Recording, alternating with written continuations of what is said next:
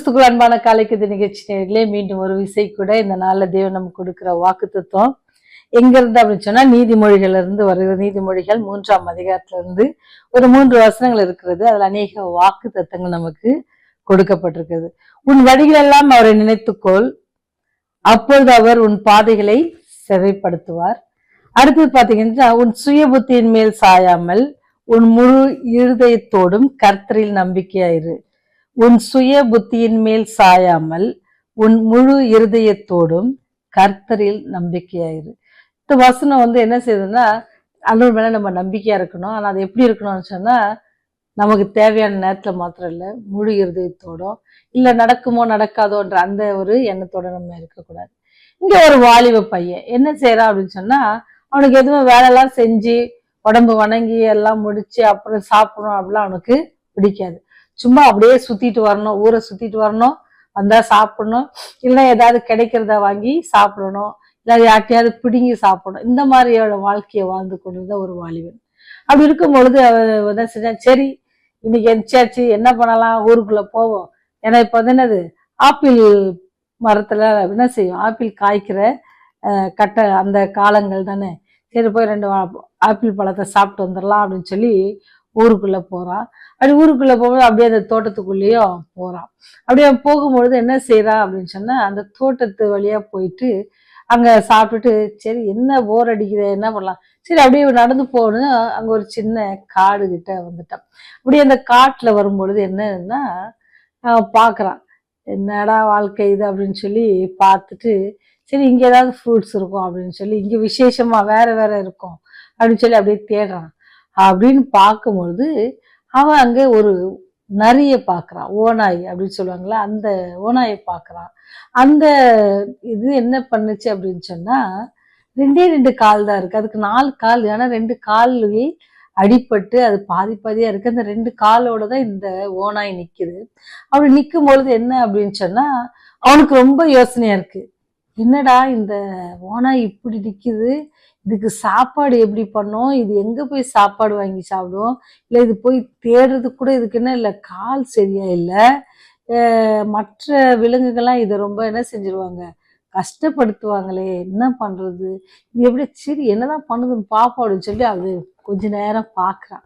அப்படி பார்த்துட்டே இருக்கும்போது பார்த்தீங்கன்னா, அவனுக்கே நம்ப முடியல. என்ன செய்யுது, ஒரு சிங்கம் அப்படியே ஒரு கறி துண்டு அப்படியே ரத்தம் சொட்ட சொட்ட வாயில கவிட்டு அப்படியே வருது.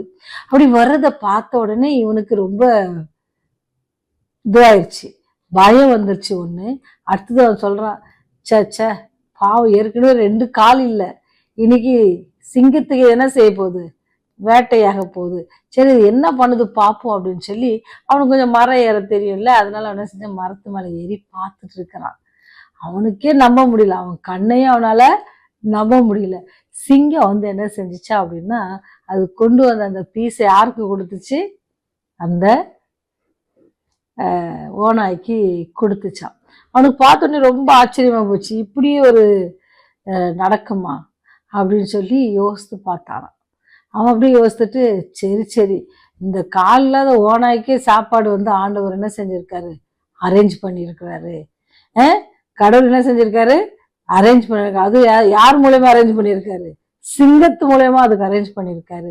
சரி நம்மளும் கடவுள்கிட்ட கேட்டுருவோம், நம்மளும் கடவுள்கிட்ட கேட்டு இங்க வெயிட் பண்ணுவோம், நமக்கு என்ன செய்வார் ஆண்டவர், ஃபுட்டு அரேஞ்ச் பண்ணுவார் அப்படின்னு சொல்லி அவன் சொன்ன, ஆண்டவரே நான் இங்கே தான் இருக்க போறேன் 2 நாளைக்கு, நீங்க என்ன செய்யுங்க, எனக்கு ஃபுட் அரேஞ்ச் பண்ணுங்க அப்படின்னு சொல்லி உக்காண்டிருந்தானா.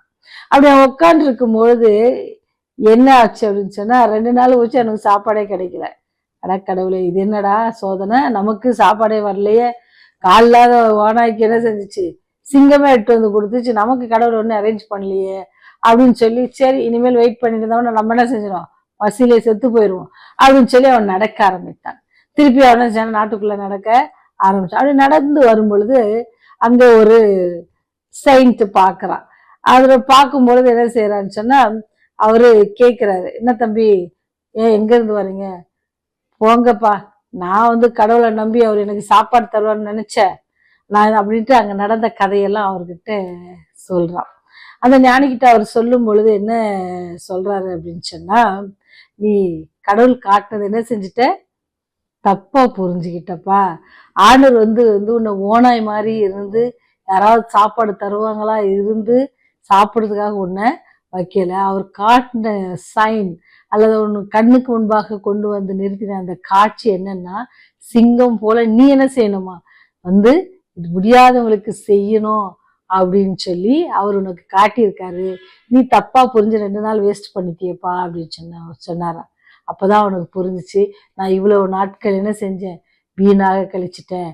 அப்படி என்னுடைய சுய புத்தியை நான் சார்ந்திருந்தேன். இங்க எப்படி சொல்றாரு பாருங்க, சாலமோன் என்ன சொல்றாரு, உன் வழிகளை அவரை நினைத்துக்கொள். நீ என்ன செய், உன் சுய புத்தி மேல சாயாத. நீ உன் சுய புத்தியில என்ன செய்யற, ஆண்டவனுக்கு காட்டுகிற ஒவ்வொரு காரியத்தை என்ன செய்யற, தவறாக சில நேரத்துல நம்ம புரிஞ்சு தவறான முடிவுகளை எடுக்கிறோம். சில நேரத்துல தவறான காரியங்களுக்கு நம்ம போறோம். இந்த மாதிரி காரியங்கள்லாம் நம்ம என்ன செய்யணுமோ புரிந்து கொள்ளணும். அப்படிதான் ஆண்டவர் நம்ம கிட்ட எதிர்பார்க்கிறாரு. அதனால சொல்ற, முழு இருதயத்தோட என்ன செய்யுங்க, கர்த்தரை நம்பிக்கையா இருங்க.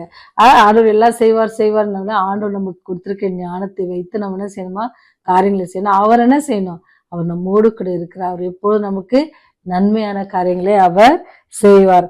அவர் என்ன செய்யறாரு, கர்த்தருக்கு பயந்து என்ன செய்யணுமா, நம்ம வாழும் பொழுது அவர் என்ன செய்யறாரு, நமக்கு எல்லாவற்றையும் செய்ய வல்லவராக. நம்முடைய பாதைகளை கூட அவர் என்ன செய்யறாரு, செவைப்படுத்துறாரா. நமக்கு எதிர என்ன, நம்ம போற வழியிலலாம் என்ன இருக்கு நமக்கு தெரியாது. என் கண் எவ்வளவு தூரம் தெரியும், ஒரு 100 மீட்டர் தெரியுமா, அவ்வளவுக்கு அதுக்கு மேல நமக்கு தெரியாது. அவர் போற வழியில எதுனா இருந்தா கூட என்ன செய்வாரா, அந்த பாதையில எல்லாத்தையும் என்ன செய்யறாரு, அவர் விலக்கி போட்டு அதை என்ன செய்யறாரு, செவ்வைப்படுத்துகிறார். எப்பேற்பட்ட அன்பான ஆண்டவர்ல, அது அன்பை நீங்க ஒவ்வொரு நாளும் ருசித்து பாருங்க. அதுதான் சொல்றாரு தாவீது பக்தர், கர்த்தர் நல்லவர் என்பதை என்ன செய்யுங்க, ருசித்து பாருங்க. அவர் மேல் நம்பிக்கையா இருக்கிற மனுஷன் பாக்கியவான் அப்படின்னு சொல்ற. நீங்களும் பாக்கியவான்கள் என்ன, ஆசீர்வதிக்கப்பட்டவர்கள். நீங்களும் நானும் அவரை நம்பணும்னு சொன்னாவே நம்ம என்ன செய்வோமா, ஆசீர்வதிக்கப்படுவோம்.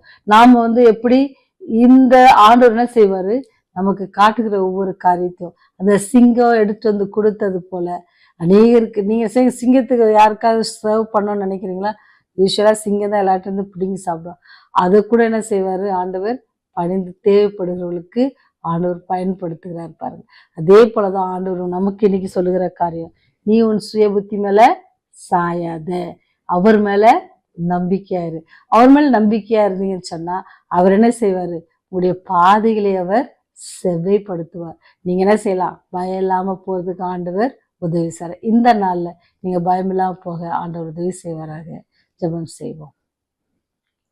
எங்கள் பாதைகளை செவ்வைப்படுத்துகிறவரே, மேல் நம்பிக்கையா இருக்கிறவருக்கு ஆசீர்வதிக்கிறவரே, உண்மை நம்பினவர்களை ஒரு நாளும் கைவிடாதவரே, உண்மை துதிக்கிறோம், சோஸ்தரிக்கிறோம் சாமி. இரவு முழுவதும் எங்களுக்கு நல்ல நித்திரையை தந்து இன்னொரு நாளையும் காணும்படி நீர் கிருபை செய்திட அதற்காக நன்றி ஆண்டவரே. இந்த நாள் முழுவதும் ஆண்டவரே, எங்களை நோக்கி இருக்கிற பிரச்சனைகள், அப்படியே எங்களுடைய பாதைகள் எப்படி இருக்குன்னு எங்களுக்கு தெரியாது சாமி.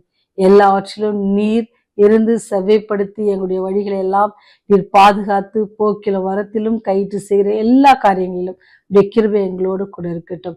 இந்த செய்தியை கேட்கிற ஒவ்வொரு பிள்ளைகளையும் நீங்க ஆசீர்வதிங்க. ஒருவேளை எங்களுடைய காரியங்களை நாங்கள் ஞானமாய் புரிந்து கொண்டு காரியங்களை செய்ய எங்களுக்கு தெய்வ ஒத்தாசையும் ஆவியனர் ஒத்தாசையும் அதிகமாயிருக்க நீங்க கெஞ்சி மன்றாடுகிறோம் சாமி. அடுடைய முடிவெடுக்க தெரியாத இருக்கிற பிள்ளைகளுக்காக செபிக்கிறோம்.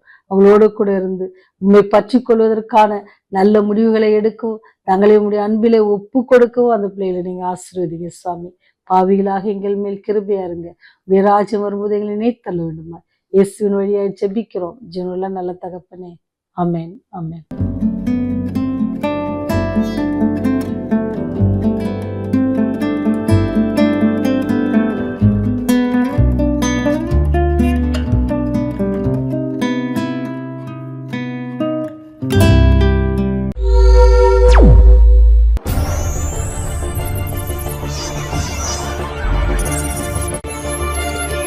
நீங்கள் பார்த்துக் கொண்டிருப்பது உங்கள் ரிவைவல் டிவி.